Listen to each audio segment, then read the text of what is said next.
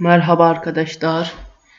Bu günləri biz PES 2013-ün vuram 128 MB çözümünü öyrənəcəyik. Və ilk öncə google.com-a daxil olaraq bir dosya yükləyəcəyik. Və burada indi PES yazacaqsınız ki, PES 2013 vuram çözümü.rar dosyasını indir. Və buradan dosyanı indirmək üçün link var. Bu dosyanı indirəcəyik. Mən dosyanı indirmişəm.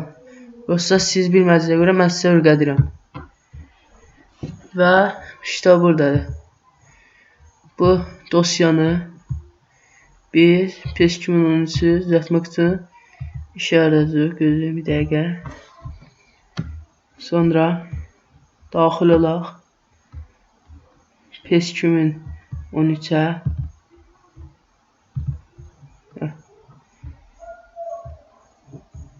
PES 2013'ə daxil olduqda burada proqramları buna yükləyəcəyik. Əgər sizin bitiniz 64 bitsə 64 bit, 32 bitsə 32 bit. Bunu öyrənmək üçün burada buna basıb sistemə girəcəyik. Və mənki daha 64 bitdi. Onda biz 64 bitə vuraq. Və burada da deyək. Da hamısı deyil. Okay. Və sonra bu cıracığa girəndə burada RDL PES 2013 yıxıva. Bunları götürüb bura atacaq. Və deyəcəyik. Sonra burada hələ iş bitmədi. 2 server var.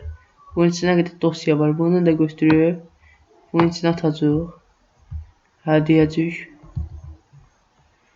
Və bunun içine girəcəyik.